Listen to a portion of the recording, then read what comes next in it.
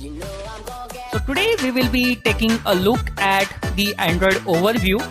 So I would be taking you through the Android overview. So what is an Android and who has created the Android and what is the system stack of the Android platform.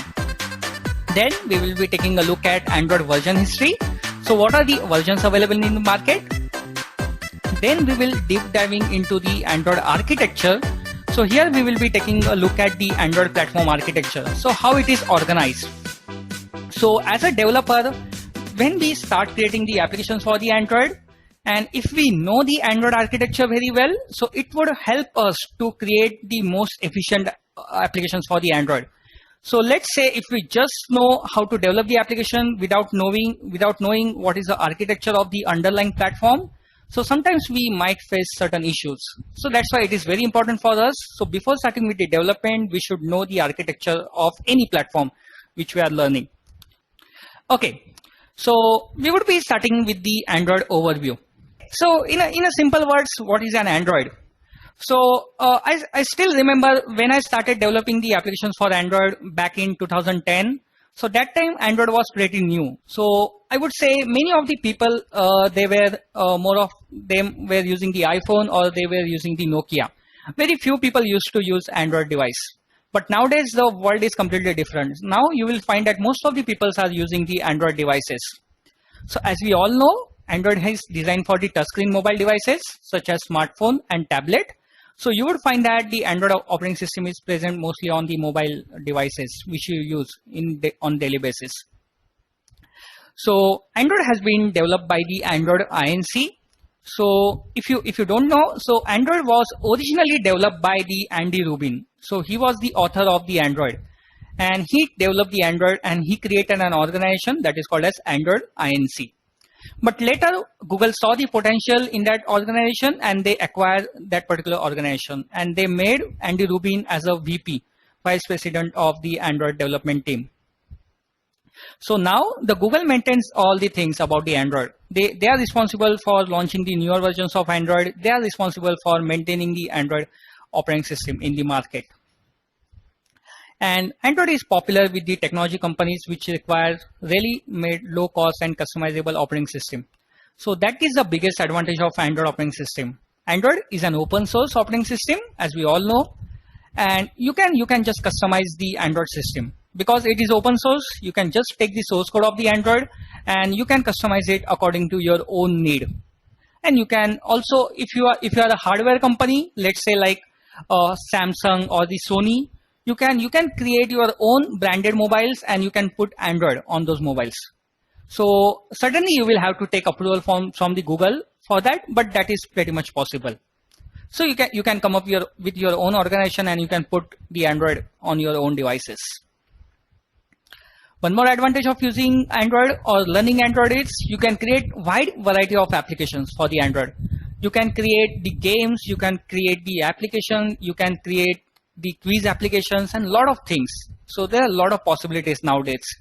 You can create the applications for the Google Glass, you can create the applications for the Google Smartwatch and a lot of things you can do with the Android platform.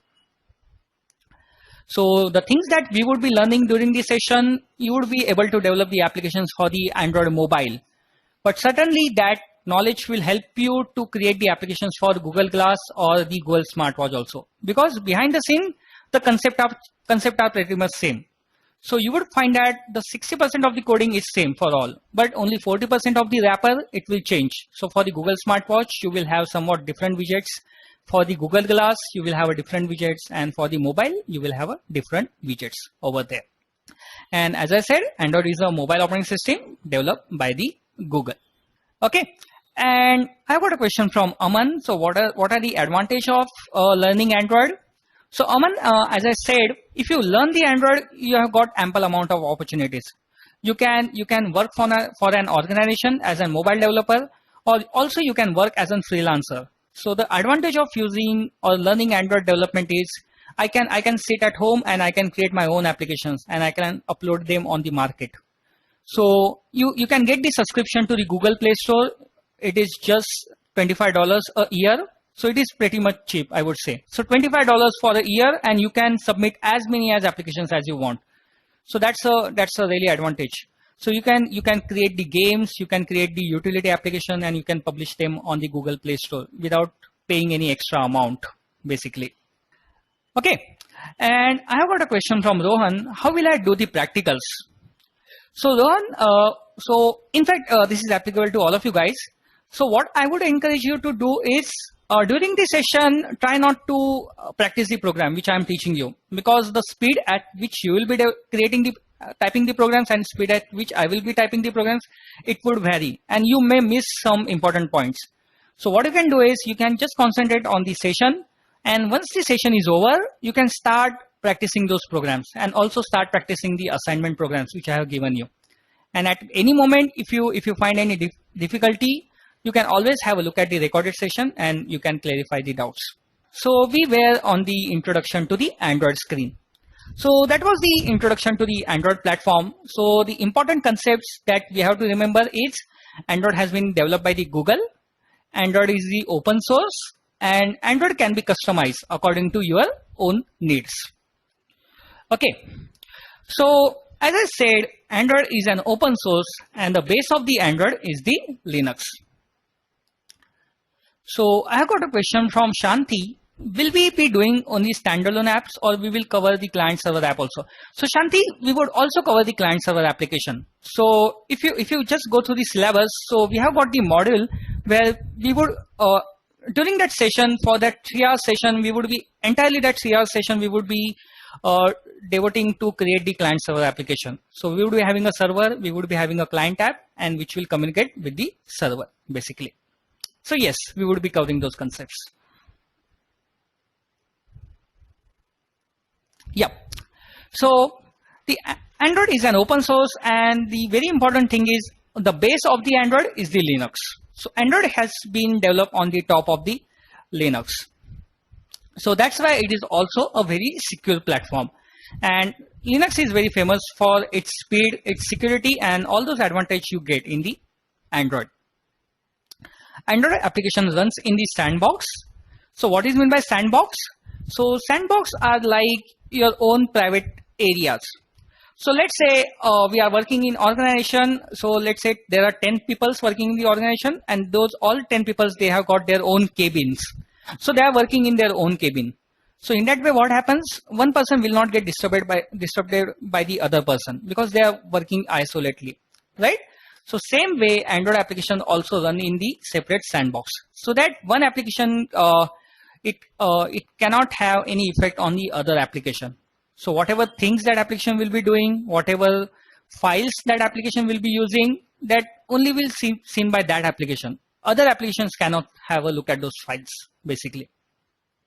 As I said, the Android applications runs in the sandbox. So one application performance is not affected by the other application, and they will always work in the isolated manner. So the system resources and all the things which are used by the individual application, they are only seen by them. No other applications can see those resources. So there comes the security basically. Okay, so these are the different Android versions which are present in the market.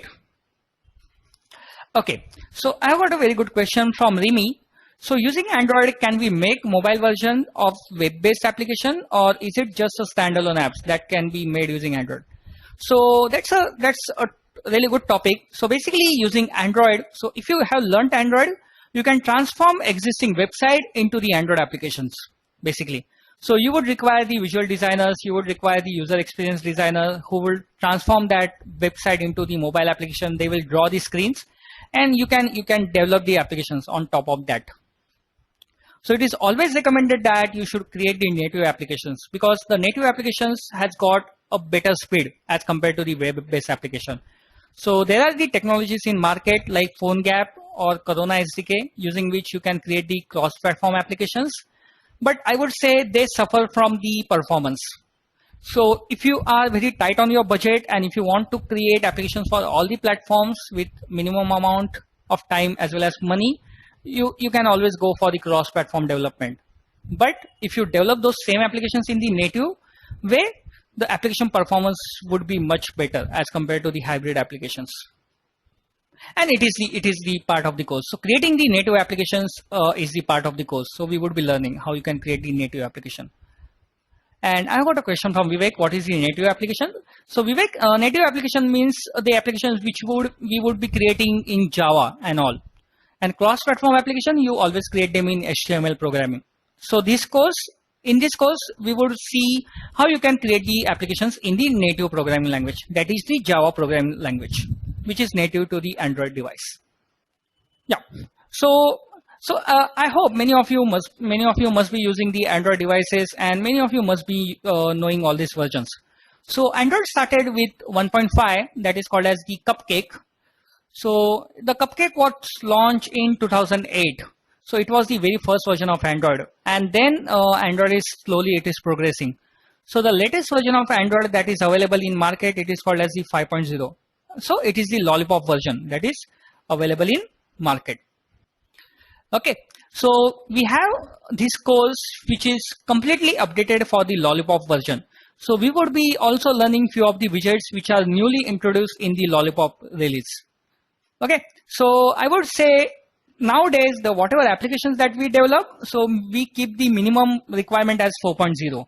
So you would not be developing the applications from 1.5 to 2.3 because now those are obsolete. Now you would not find devices in the market who are running starting version 1.5 to 2.3. So nowadays all the mobiles you would see, they are running either 4.0 or the above versions. So we would also creating the applications for those platforms basically. I got a question from Mike. After completing this course, will I be able to create an application based on the database taken from online? So yes, Mike, absolutely, you will create that. So I would also teach you guys how you can create an application which will work with the on-device database, and also how you can create an application based on the server which has got the built-in database on the server side. So absolutely, we would be learning that. If we develop any applications in Android, is there any way to develop the same app in the iOS without having knowledge of Objective-C? So Syed, so you cannot do so, because if you want to develop the application for the iOS, you would need at least the basic understanding of Objective-C or the Swift. Or you can go for the cross-platform application development, which are done in the HTML programming, basically. Yeah, so these are the versions of the Android which are available in market. So whenever you create a new project in Android Studio, there you will see the cumulative distribution. So as you can see over here, so Android 4.0 has got cumulative distribution of 90.4%. So you can see maximum number of people are using Android 4.0 and above. So that's the reason while creating an application, we would always target for Android version 4.0 and above, because by that way we would be targeting maximum amount of the users basically. Okay, so I got a request from Mike. Can you please explain the cross-platform application a bit more? So guys, in a simple words, so I also haven't worked on the cross-platform application development much, but what I know is the cross-platform application development is something like you can have a single code base and you can create so if you can compile that code for all the devices. Like I can have a simple game, so I will have an option: compile this code for the Android, compile this code for the iOS, compile this code for the Windows Phone. So ultimately what it is doing, it will transform that code in such a way that it will run on those respective platforms. So if you get a chance, have a look at the PhoneGap application development. There they must have explained you how you can create the applications and how you can compile those applications for the different platform. So again, as I said, those applications suffer from the performance. So basically we don't prefer using the PhoneGap tools, but if you want to create very simple applications or very simple games, you can always take a look at the PhoneGap application development, which helps you to create the cross-platform applications. I got a question from Abhi. What is a built-in database? So Abhi, the built-in database is nothing but the database which resides on the client side, which that database will be local to your application, which will be present on your device. So that is called as the built-in database. Okay. So I got a question from Vinayak. Why the minimum SDK version is necessary? So guys, the minimum SDK version is necessary because when you are developing an application, you have to take care of all the platforms which are available. So to give you a simple example, let's say you are creating an application and that application can be, so let's take an example of desktop application development. So we have got Windows XP, Windows 7, Windows 8, Windows 10. So you all know whatever features that are available on Windows 7, those features are not available on Windows XP. Like you cannot create transparent windows or something like that. So if I create an application and if I write the code snippet to create the transparent screen, so that application will run on Windows 7 perfectly. But if you try to run that application on Windows XP, that application will crash. Why it will crash? Because it would not able to find out the APIs on Windows XP because they are not present over there. So to make that application compatible with older version, I will have to write the if-else conditions. So I would check if the host operating system is greater than Windows XP, or if it is Windows 7, then use this code snippet. Else, use some other code snippet, or don't use that particular code snippet, something like that. So that's why we always try to target the least number of older devices. So that's why we are targeting 4.0 and above. If you try to target 2.3 and above, then you will have to write plenty of code to support each and every version. And it doesn't make any sense. Why? Because only 9% of the peoples worldwide, they are using 2.3 and above. So 99, or I would say 91% of the peoples are using 4.0 and above. So the lower the headache of supporting the older platform, the highest the quality of the code you will have basically. So it is a standard now. So Google only suggests us the standard. So as per the Google, whatever applications that you will develop now, you should always target for 4.0 and the above version. You should not target for the below versions. Because you can target, you can create the applications, but there are no lot of users present in the world who would be using those applications on the older devices. So that's the reason. I got a question from Vivek. What is the API means? So Vivek, API means application programming interface. So API contains all the list of libraries and all which you would be using for creating the Android applications. So it's a question time. So can you tell me what is the primary language that we would be using for creating the Android application? So basically the language that we would be using for creating the Android application is the Java language. So that's a really correct answer. Okay, so next question is Android is open source or closed source? Can you tell me over the chat window? So what is meant by open source operating system?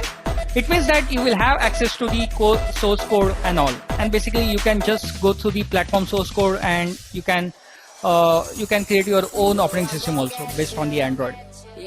So next question is what are all target platforms on which Android runs? So I would say Android can be run on the mobiles, it can run on the tablets, Google Glass, Google Smartwatch. Now Google has also released the Android version for the autos. So whatever four-wheelers you will have, you will find out the equipments that are available in those four-wheelers, they are running the Android version. So basically now Android is spreading to all the technologies, I would say. So when I started with Android in 2010, it was just limited to the mobiles. But now Android has came into a lot of things.